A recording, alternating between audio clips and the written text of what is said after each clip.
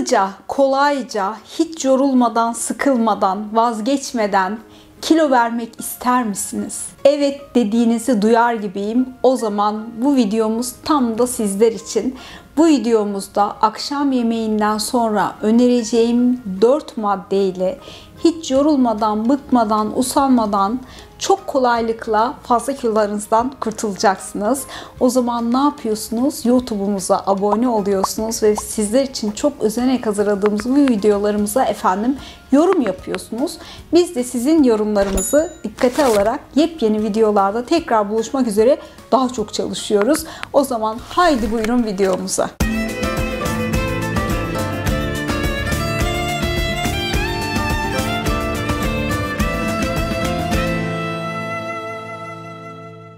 Ne dedik? Hızlıca, hiç yorulmadan, fark etmeden, üzülmeden, fazla kilolarımızdan kolayca kurtulabilir miyiz? Evet, kurtulabiliriz. İşte akşam yemeğinden sonra alacağınız 4 büyük önlemle fazla kilolarınızı vereceksiniz. Hep diyoruz ya, diyet listesiz, ilaçsız, ameliyatsız fazla kilolarımızdan kurtulalım.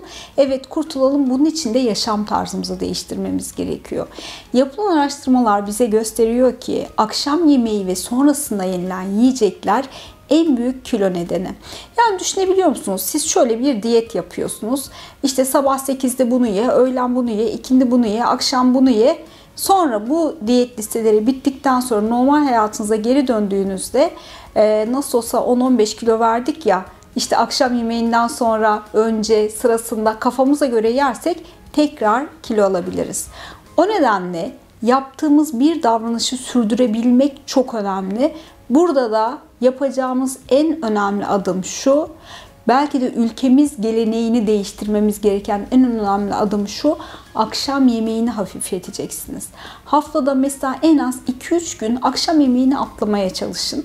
Buradaki kastım aç kalın anlamında değil. Çünkü biz akşam yemeklerini çok yoğun yapıyoruz ya. İşte her akşam yemeğinde çorbamız, etli bir yemeğimiz, pilavımız, makarnamız oluyor. Böyle bir şölen sofrası haline getiriyoruz akşam yemeklerimizi. Artık devir akşam yemeklerini sadeleştirme devri. Mesela haftada birkaç gün akşam yemeğini bir salata öğünü olarak düşünebilirsiniz. Salata yiyin akşam yemeğinde mesela.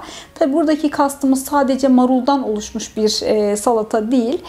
Farklı sebzeleri, farklı meyveleri, hatta kuru baklagilleri içine ekleyerek, içerisine ızgara peynir ya da yumurta koyarak protein değerini zenginleştirerek sizler için yazdığım kitaplarda, çektiğim videolarda farklı salata tariflerini de bulabilirsiniz. Bu şekilde mesela haftada birkaç gün akşam yemeğini hafif tutmak ve salata öğünü olarak geçirmeye ne dersiniz? Bunu yapabilir misiniz? Bence yapabilirsiniz. Ben yapıyorum. Siz de yapabilirsiniz. Demek ki birinci en önemli nokta akşam yemeklerini hafifletmek, daha hafif akşam yemekleri hazırlamak ve haftada birkaç gün akşam yemeğini sadece bir salata öğünü olarak dengelemeye çalışın. Akşam ne kadar hafif yerseniz sabahleyin o kadar enerjik kalkarsınız. Mesela bazı hastalarım şunu diyor: doktorum diyor, ben sabah diyor hiç aç olmuyorum diyor. Hiç canım yemek yemek istemiyor diyor. Ne zamana kadar diyor. Mesela diyor öğlen 12'ye 1'e kadar aklıma yemek gelmiyor diyor. Orada bir şeyler yiyorum diyor. O bir şeyleri yedikten sonra diyor canım sürekli bir şey yemek istemeye başlıyor diyor.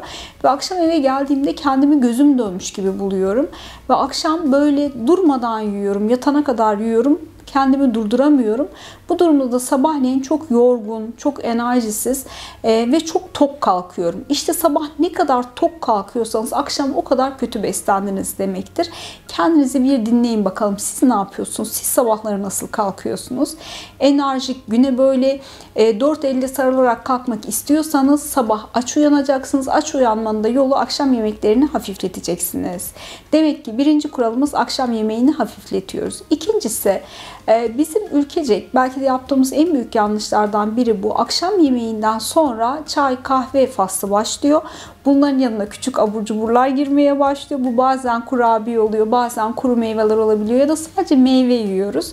Ama bu da yanlış. Çünkü akşam yemeğinden sonra metabolizmamız çok yavaşladığı için yediğimiz her lokma 1000 kalori gibi algılıyor vücut neredeyse ve daha çok depolamaya başlıyor. O nedenle akşam yemeğinden sonra çiğneme hareketini kendinize yaptırmayacaksınız. Akşam yemeğinden sonra meyve yemek, meyve mesela en iyi yeme şekli ikindidir. Meyvenin fruktoz yani meyve şekeri yüksek olduğu için o da yağlanmayı çok arttırır.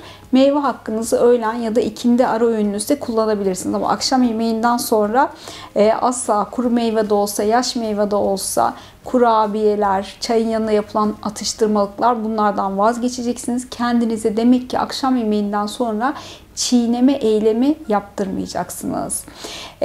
Peki şunu soracağım ben size. Bu yemekle içmekle pek alakalı değil ama akşamları kaç saat televizyon seyrediyorsunuz? Kendinize bir sorun bakalım bunu.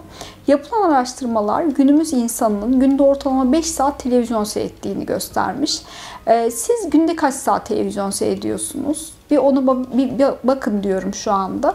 Ve şunu bir düşünün. Yani hani daha az televizyon nasıl seyredebilirim? Çünkü televizyon seyretmek için oturduğumuzda, bakın oturmak diyorum, hareketi azaltıyoruz, dolaşımı yavaşlatıyoruz. Hep beynimiz bir şeylerle meşgul ama beden rölantiye geçiyor ve yağlanmaya doğru geçiyor. Hele hele akşam televizyon seyrederken yanında da bir şeyler yiyorsanız işte kilo alımı ne yazık ki kaçınılmaz oluyor. Çok hızlı kilo da verseniz, kalıcı olarak vermek istiyorsanız, eğer akşam yemeğinden sonra yemeğe devam ederseniz, televizyon karşısında çok uzun vakit geçirirsiniz. İşte bu da yağlanmaya neden oluyor. Akşam yemeğinden sonra ben küçükken annemle babam derdi ki hadi bir yol boyuna gidelim. Ona yürüyüş derler bizim Adana'da. Hani yürüyüş yerine yol boyu derlerdi. Ne kadar doğru bir davranışmış diyorum. İşte bu durumda siz de bunu yapın. Akşam yemeklerinden sonra hadi hep birlikte bir yol boyuna bir yürüyüşe giderek metabolizmaları bir canlandıralım. Hani bazı atasözleri de vardır. Yemekten sonra 40 adım at ya da sırt üstü yat diye. Siz sırt üstü yatanlardan olmayın, 40 adım atanlardan olun diyoruz. Demek ki ne yapıyormuşuz? Akşam yemeğinden sonra mutlaka o yediğimizi sindirmek için bir yarım saatte olsa, 45 dakika, bir saatte olsa ne güzel olur, bir yürüyüş yapıyormuşuz. Bir de akşam yemeğinden sonraki içecekler sayfasını bir açalım. Yoksa siz hala çayınızın, kahvenizin içine şeker mi atıyorsunuz? Hayır diyorsunuz. Tamam, ben de sizi seviyorum. Çaylara, kahvelere şeker atmak yok. Şekerli, gazlı içecekler, alkollü içecekler özellikle direkt bel çevresine yağlanma yapıyor. O nedenle bu içecekleri de hayatınızdan kaldırınız diyorum. Beni çok sıfırcı hoca olarak görmeyin ne olur. Hep doğruları söylemeye çalışıyorum. Belki ilk başta yapması zor gelebilir ama bir davranışı sürekli yaparsanız bir müddet sonra o da alışkanlığınız haline gelir. Lütfen moralinizi bozmayın. Akşam yemeğinden sonra daha kolay yağ yakmak için, daha kolay zayıflamak için, metabolizmanızı hızlandırmak için işte bu önerilerimizi göz önüne alın. Yani hafif akşam yemeği, yemekten sonraki abur cuburlar ve meyveler kesile, günlük izlenilen televizyon saati azaltıla ve her akşam yemeğinden sonra bir yol boyu yani yürüyüş yapıla diyoruz.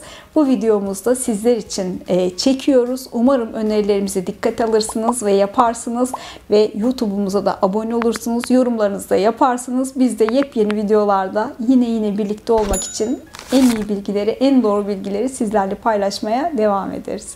Şimdilik bizden bu kadar. Hoşça kalın.